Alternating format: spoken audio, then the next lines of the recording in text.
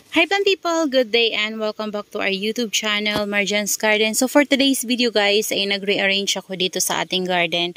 At kung mapapansin nyo guys, talagang pantay-pantay na itong ating mga succulents dito na nasa white pot. Yung mga Echeveria succulents natin, ayan o. Tingnan nyo guys. Kaso may mga nakapatong ako dito. Yung dugong kasi to guys na cuttings ko. So pinatong ko muna dito at antayin ko mag-roots kasi itatanim ko sila sa garden soil and ilalap ko sila sa rain or shine guys para baka sakaling makarecover to. Kasi yung pinakapuno na pinagkatan ko guys ay wala na, patay na yung nandito banda. Ayan, pero yung nandun buhay pa naman. So, ayan, ito yung bago kong arrangement sa kanila guys. Ayan o. So dito, tinanggal ko yung mga hanging natin dito na malalaki, yung ating mga ano ba yun, Mendozae, ayan. So nilipat ko sila sa area na yun. Ayun guys, so. Ayan, so nainitan sila dito ng morning sun. So siguro mga ano na guys, mga 9, nandiyan na yung sunlight. Ayan, so ito yung nagawa kong arrangement sa kanila. So, bali yung dito, tinanggal ko yung variegated natin dito na succulents guys and nilipat ko sila dito. Ayan, kasi parang naguguluhan ako sa kanila and nilipat ko dun yung polvo niyan. Ayan, kasi tinabi ko guys yung mga medyo matatangkad na mga succulents and talagang super big na. Ayan, so yung mga pot din na matatangkad, nilipat ko din guys, pinagsama-sama ko dun sa area na yun. Kaya naman, parang naging pantay-pantay sila guys. Kasi ito kasing pot na to ay pabilog na, ayan, parang ganyan siya guys, oh. Ayan, tapos yun naman kasi mga tol, ito yung mga pots natin dati guys, eh. Ayan yung mga ganyan, yan yung mga pots natin dati. Parang ganun mga big pot. Ganun yung itsura ng mga pots na yan. Kaya naman pinagsama-sama ko din sila guys papunta doon. So ito na yung nagawa kong ayos sa kanila. Bali yung mga kinuha na natin ng cuttings before, yan yung mga baby na. Diyan ko na lang guys nilagay sa dulo. Ayan, kasi gusto ko yung dito banda. Sama-sama.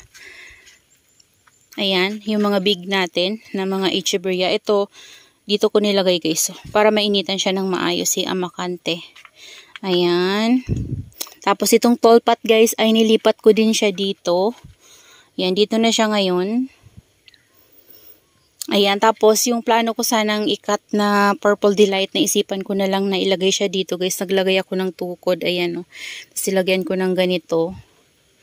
So, yan yung nagawa ko guys. So, hindi ko na lang siya puputulin guys. Nilagyan ko na lang siya ng ganyan tukod para pataas siya. So, mainitan yung kanyang rosette sa taas and maibalik yung variegated sa kanyang leaves. So, ito naman, nilipat ko dito. Ang bigat ng mga pot na to guys. Grabe. Tapos madulas pa.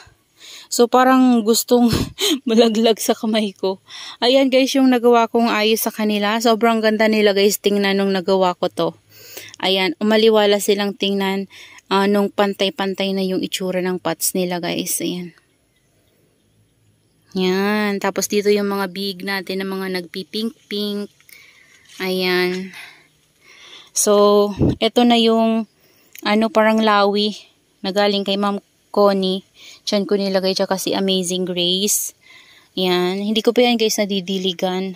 Tapos, dahil nga tinanggal natin yung mga big pot natin dito ng mga Echeveria na succulents guys, ay nilipat ko rin sila dito ulit. Yan, dito na sila guys ulit kasi wala na talaga ako mapaglagyan sa kanila guys. Ayan, dito ko na lang ulit sila nilagay. And yung mga nakapatong dyan ay nandun pa, hindi ko pa nakukuha. Yan kasi yung nilagay ko nakaraan. Tapos yun, tapos ito, tinanggal ko.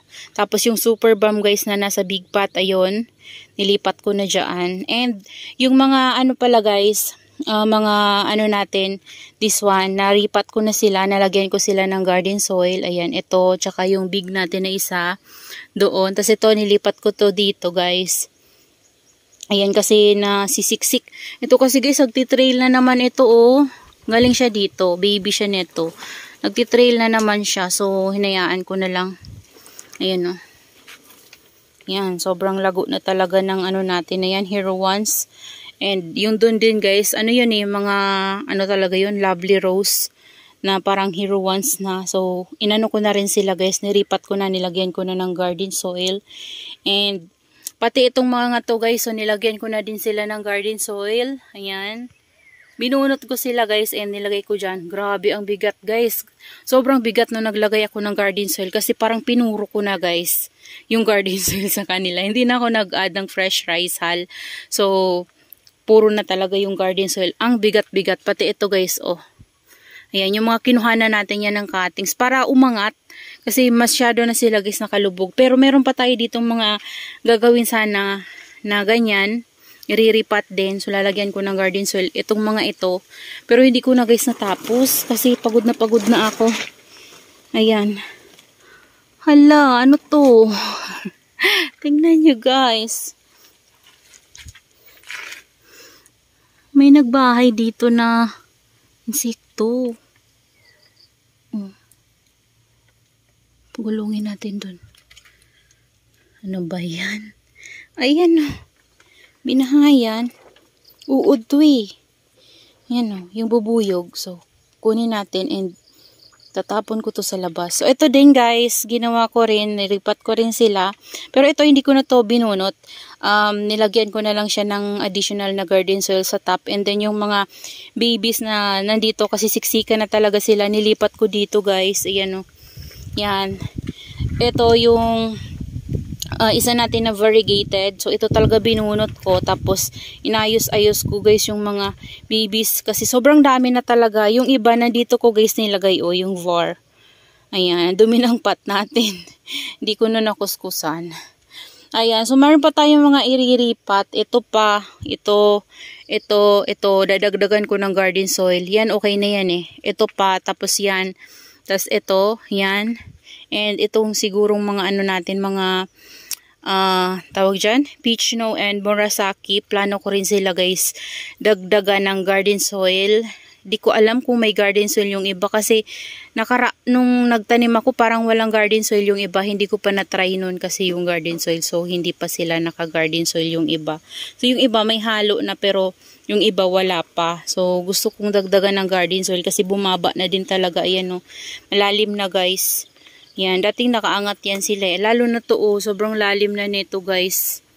Yan. So gusto kong mag-add ng garden soil sa kanila. And yung mga may vacant guys. Ganyan. Plano ko silang dagdagan ng yung parang kahit isang pot lang yung matanggal ko dito guys para magkaroon tayo ng space and pwedeng malagyan ng ibang succulents. Ayan. Kasi sobrang na talaga punong-puno na itong ating greenhouse. And para din mas maging clump yung isang pot.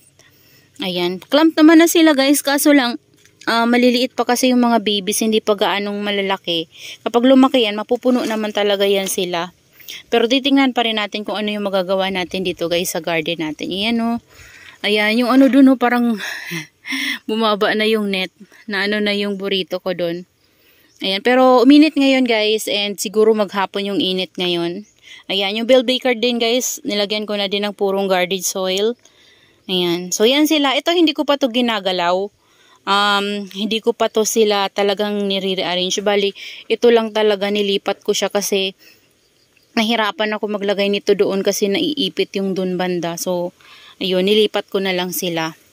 Ayan. Pero ayusin ko ito guys na area na to sa susunod pag nagkaroon tayo ng time. And then yung banana, hanapan ko siya na mas magandang pwesto kasi baka masagi ko siya makalbo. Ayan. Sobrang ganda lang talaga guys ng mga echeveria natin na carangulated ngayon. Ayan o.